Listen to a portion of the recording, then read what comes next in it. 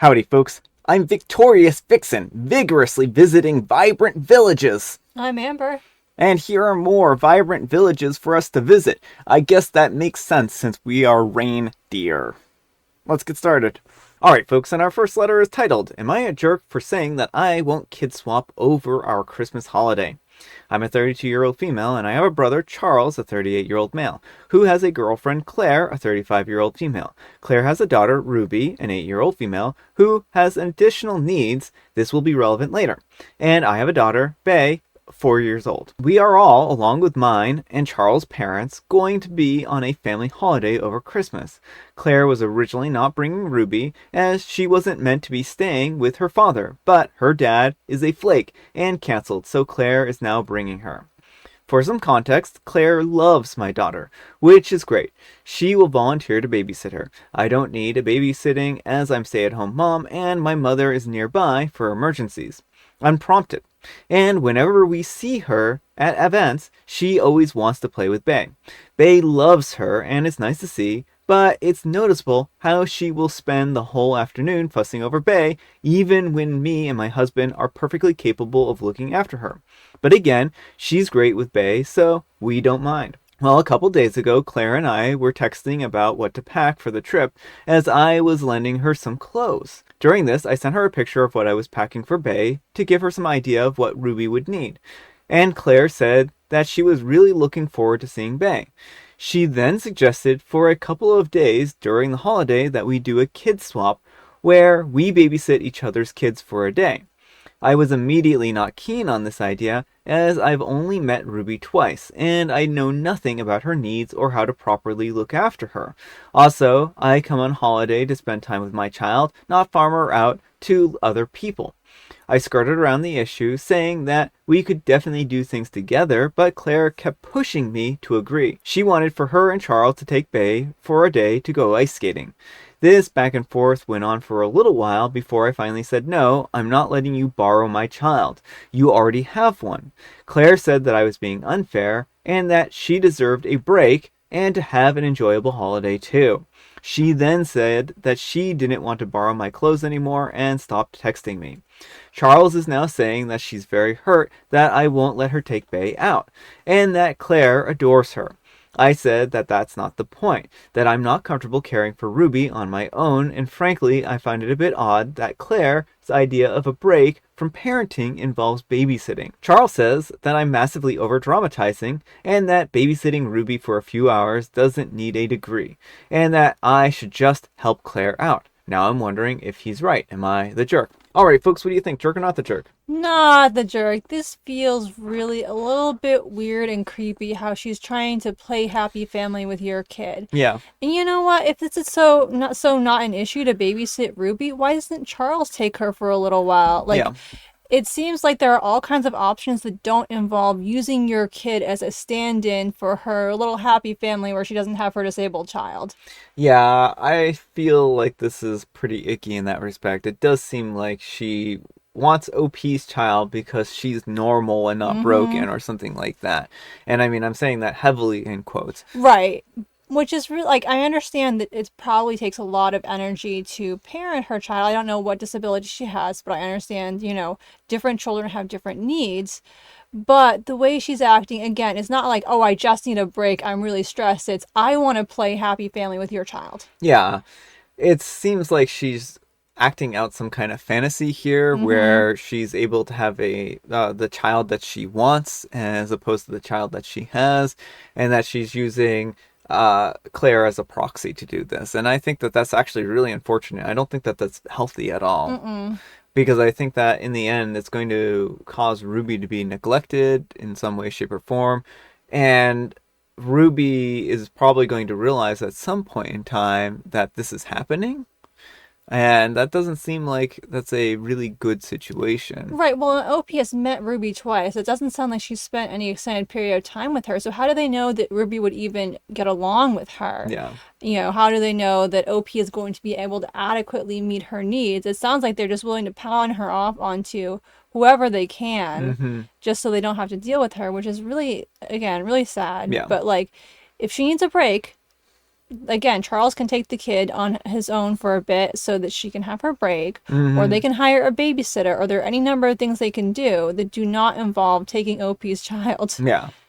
But let me know what you folks think. So anyhow, take care and good luck. And Spook Obsessed Scott says, not the jerk. I know some people may downvote this, as we can all empathize that a parent who has a child with mental or physical needs and support is naturally exhausted, especially with a deadbeat ex involved who doesn't share the parenting load. But it's unfair to throw a tantrum because you're not getting your own way, regardless of the situation. We see far too many posts, especially in the sub, where family bullying others to conform or submit seems to be the norm. If you aren't comfortable with doing something, and for a valid reason, that should be the end of the conversation. Your brother is seeing his partner's raw emotion and not the full picture. Don't let his reaction influence your opinion. Have you discussed this with your other half, mom, or close friend? What is their reaction? Are you being supported? And OP replies, my husband supports me, but he also just takes my side no matter what. If I say that I don't want to babysit to him, the discussion is over. I could be wrong and he doesn't care. The parents are on my side in that I shouldn't do it if I don't want to, but my mom has expressed a lot of sympathy for Claire, and she's more compassionate of the two of us, so I'm wondering if I'm being harsh.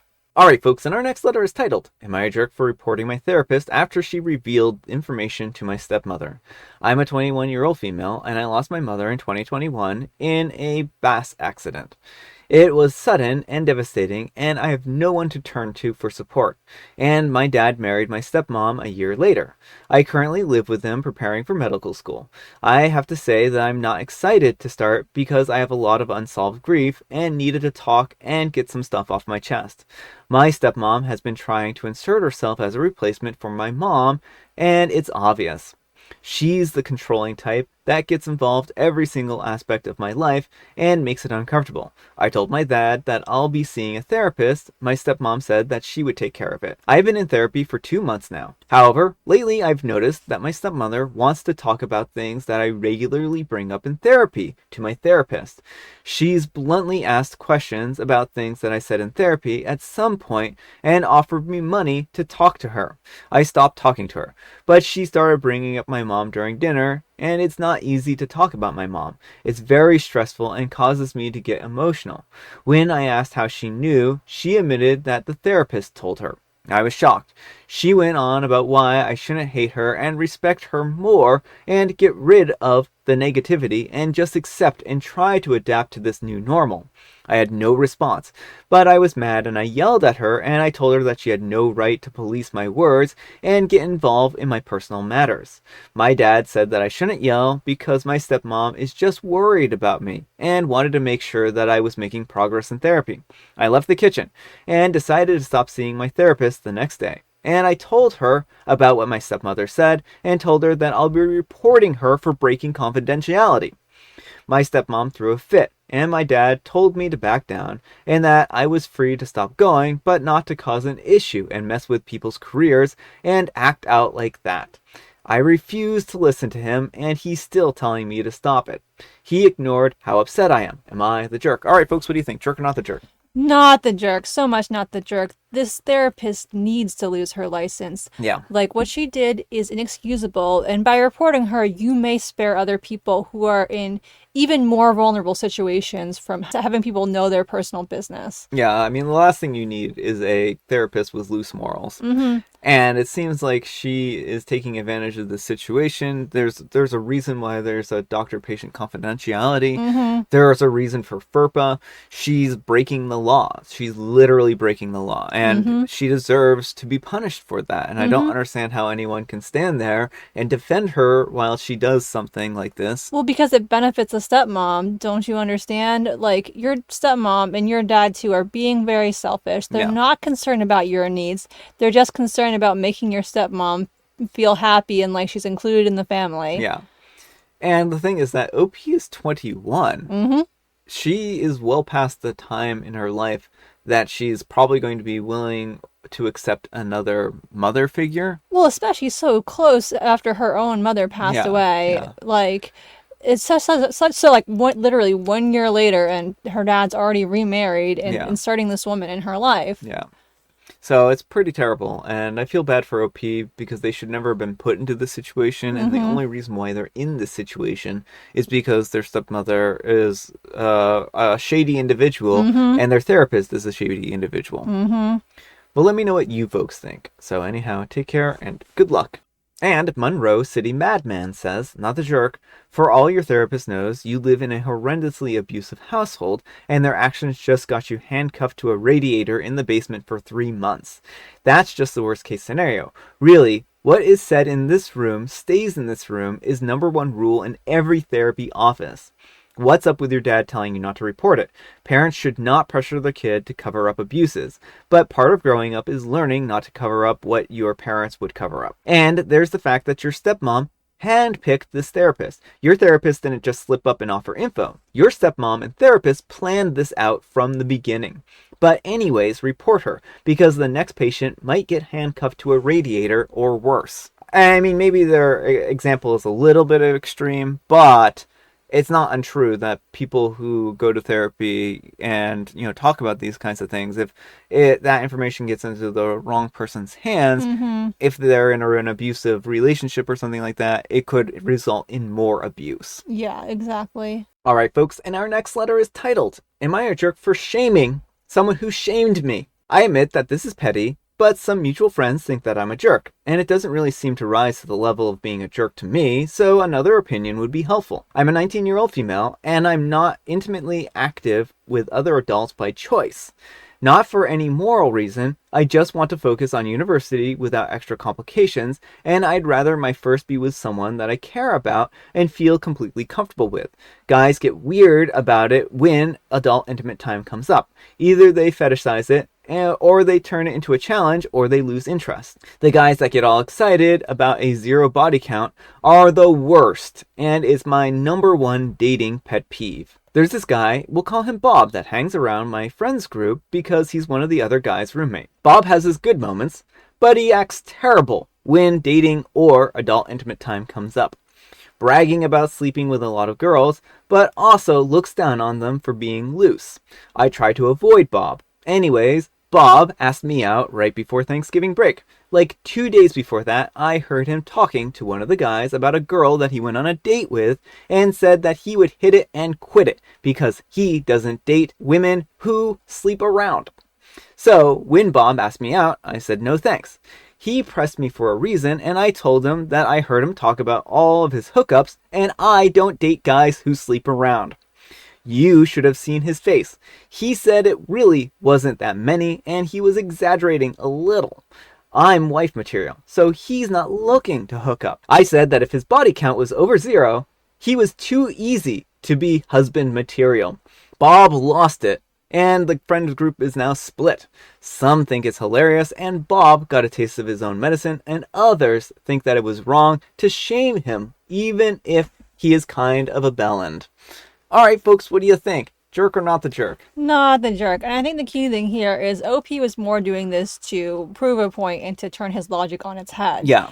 What he's doing is very gross, and it's a double standard where he thinks that he can have intimate time with whoever he wants, but anyone who chooses to have intimate time with him is wrong for doing it and not worthy of respect. Yeah. And so I think the difference is that he is serious, whereas OP is just like turning his logic on its head. Yeah, I think if OP were actually serious, then this would be a problem. But it's clear from their post that they aren't serious, and they did this solely to basically teach Bob a lesson. And I don't think that that's a bad thing to do. And I mean, I think, again, people who know OP are going to know what kind of person she is, so they're going to know whether or not this is her actual attitude. And that's, I don't think that most people are going to know, I think that most people are going to know that OP isn't like this. So I think it got the point across, and hopefully Bob is a little bit less of a judgmental individual in the future. But let me know what you folks think. So anyhow, take care and good luck. And C Juices says, you sound like a miserable person for shaming him. And OP replies, I'm pretty happy with my life actually. I've got good grades and plenty of time to get my grad school portfolio together. I don't have to worry about birth control or getting knocked up. I'm not in a hurry, so I can take my time when I do date. I've got friends, and I can play my own strings like Stradivarius if I'm feeling it. My life kind of rocks, to be honest. And C Juices replies, he isn't a virgin, so his count is too high. Get off your high horse, little lady. Oof. And OP replies, I don't care how many partners anyone has, but he does. He wants to date a virgin and thinks that every woman who has adult intimate time with him is not a good person.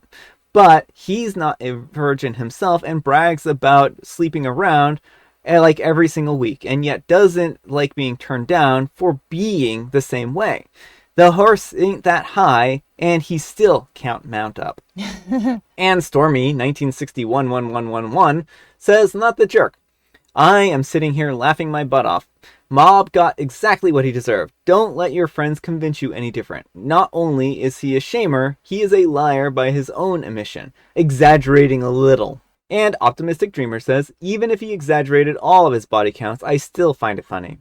And Poison Plushie says, honestly, I have known many men like this, and all of them were virgins into their 20s and sometimes even their 30s. I would be very surprised if Bob has actually kissed anyone. And OP replies, conveniently, none of us have actually ever met or seen a picture of any of Bob's dates, not even his roommate. So it's a mystery. It would be an extra sad thing if he made everything up. Alright folks, it is tea time. Grab your beverages of choice. I've got some tea right here. Amber, she has a jovial Bob sign joke. First monster, what lovely eyes you have. Second monster, thank you. They were a birthday present. Yes, so they got a card and it had a bunch of eyes written in it. It was just like I. And so that's what the monster was talking about. That's not how it's spelled. Yeah, I couldn't see the joke, and so that's what I'm assuming. And I have Earl Grey. Alright folks, that's all the time we have for today. Thank you so much for watching. Happy Tuesday, spelled T-W-O. Amber, we need some kind of moral advice and or guidance, and please have it in exactly 3 words. Report bad therapists. Report bad therapists. That is a good moral. Thanks so much for watching, and we'll see you all tomorrow. Bye.